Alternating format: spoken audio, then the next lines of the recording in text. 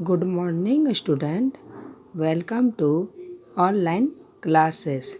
आज मैं बच्चों आप लोगों को हिंदी ग्रामर पढ़ाऊंगी।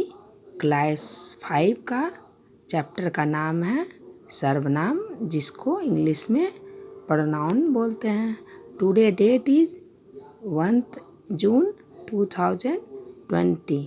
ठीक है बच्चों, तो शुरू करते हैं। सर्वनाम की परिभाषा, भेद और उदाहरण। तो आइए जाने बच्चों सर्वनाम की परिभाषा। तो शुरू करते हैं बच्चों सर्वनाम की परिभाषा। वह शब्द जो संज्ञा के बदले में आए या प्रयुक्त हो उसे सर्वनाम कहते हैं। जैसे मैं, तुम, हम, वह, आप, उसका, उसकी आदि। ठीक है, ये सब उदाहरण में आते हैं। सर्वनाम शब्द का अर्थ होता है सबका नाम। आइए आप जाने सर्वनाम के भेद। सर्वनाम के 6 भेद होते हैं। पहला पुरुषवाचक सर्वनाम, दूसरा निश्चयवाचक सर्वनाम, तीसरा अनिश्चयवाचक सर्वनाम, चौथा संबंधवाचक सर्वनाम, पांचवा प्रश्नवाचक सर्वनाम, छठा निजवाचक सर्वनाम। तो आइए जाने पहला पुरुषवाचक सर्वनाम। जिस सर्वनाम का प्रयोग वक्ता या लेखक स्वयं अपने लिए अथवा श्रोता या पाठक के लिए अथवा किसी अन्य के लिए करता है वो पुरुषवाचक सर्वनाम कहलाता है। ठीक है बच्चों, पुरुषवाचक सर्वनाम 3 प्रकार के होते हैं।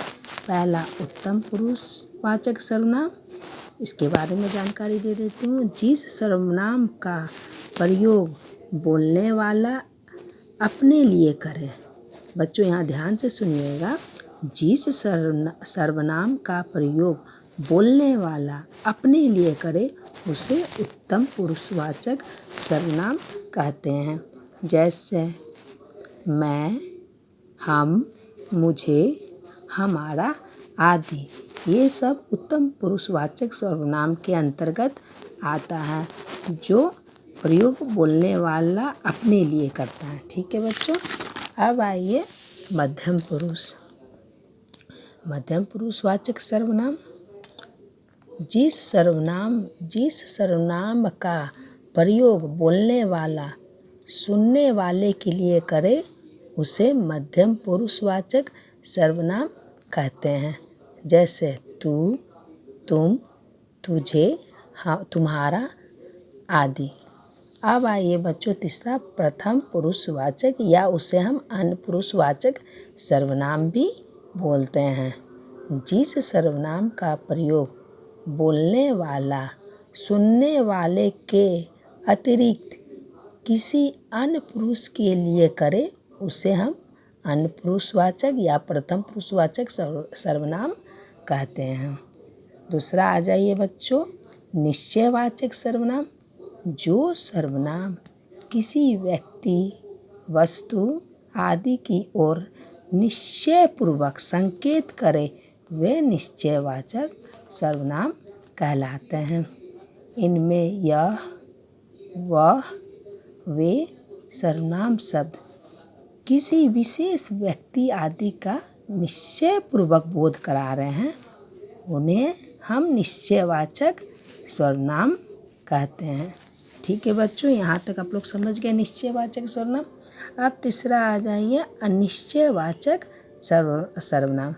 जिस सर्वनाम शब्द के द्वारा किसी निश्चित व्यक्ति अथवा वस्तु का बोध ना हो वे अनिश्चयवाचक सर्वनाम कहलाते हैं। इनमें कोई और कुछ सर्वनाम शब्द से किसी विशेष व्यक्ति अथवा वस्तु का निश्चय नहीं हो रहा है। यानी कि मतलब कि क्या कहेंगे उसको, मतलब निश्चित बात नहीं कहा जा रहा है, कन्फ्यूजन है। अनिश्चयवाचक मतलब कि डाउट होना, उससे हम क्या हो रहा है, निश्चय नहीं हो रहा। अतः ऐसे शब्द को अनिश्चयवाचक अनिश्चयवाचक सर्वनाम कहते हैं। अब 4 नंबर पे आ जाइए बच्चों, संबंधवाचक सर्वनाम। परस्पर एक दूसरी बात का संबंध बतलाने के लिए जिन सर्वनामों का प्रयोग होता है उन्हें संबंधवाचक सर्वनाम कहते हैं। इनमें जो, वह, जिसकी, उसकी, जैसा, वैसा, ये 2 शब्द परस्पर संबंध का बोध करा रहे हैं, ऐसे शब्द संबंधवाचक सर्वनाम कहलाते हैं। जो परस्पर 2 संबंधों को जोड़ता है उसे हम संबंधवाचक सर्वनाम कहते हैं। 5वां बच्चों आ जाइए, प्रश्नवाचक सर्वनाम। जो सर्वनाम संज्ञा शब्दों के स्थान पर तो आते ही हैं किंतु वाक्य को प्रश्नवाचक भी बनाते हैं, वे प्रश्नवाचक सर्वनाम कहलाते हैं। जैसे क्या, कौन आदि।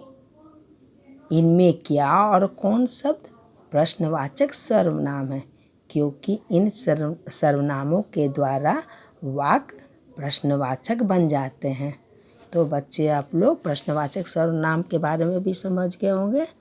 6 नंबर पे आइए, निजवाचक सर्वनाम। जहाँ अपने लिए आप, अपने आप शब्द का प्रयोग हो वहाँ निजवाचक सर्वनाम होता है। इनमें अपना और आप शब्द उत्तम पुरुष, मध्यम पुरुष और अन्य पुरुष के स्वयं अपने आप का बोध करा रहे हैं। स्वयं मतलब अपने आप का बोध करा रहे हैं, ऐसे शब्द निजवाचक सर्वनाम कहलाते हैं। ठीक है बच्चों, क्या कहलाते हैं? निजवाचक सर्वनाम कहलाते हैं। इसके बारे में भी आप लोग को मालूम चले। अब इसमें कुछ विशेष बात है, आइए जाने क्या विशेष बात है। जहाँ केवल आप शब्द का प्रयोग श्रोता के लिए हो, क्या हो? जहाँ आप शब्द का प्रयोग श्रोता यानी सुनने वाला के लिए हो, वहाँ यह आदर सूचक मध्यम पुरुष होता है।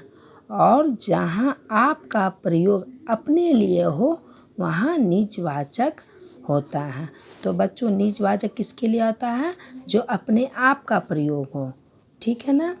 और श्रोता जो सुनने वाला होता है और सूचक होता है, वह मध्यम पुरुष के अंतर्गत आता है। तो विशेष बात में यही आता है। तो बच्चों, आप लोग सर्वनाम के बारे में समझ ही गए होंगे कि सर्वनाम किसे कहते हैं, उनके भेद उदाहरण सहित लिखें। अगर पूछेगा तो आप लोगों को उदाहरण भी देना है। आप लोगों को मैं उदाहरण भी समझाई हूँ सर्वनाम चैप्टर में। तो इससे एक प्रश्न भी बन गया बच्चों, सर्वनाम की परिभाषा, उनके भेद उदाहरण सहित लिखें।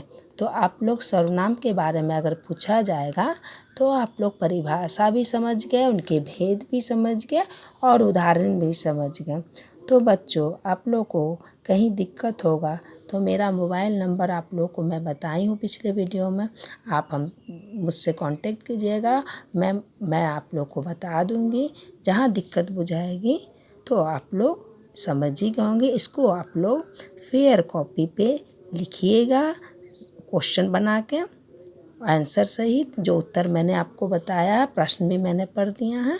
ठीक है बच्चों, thank you, have a nice day.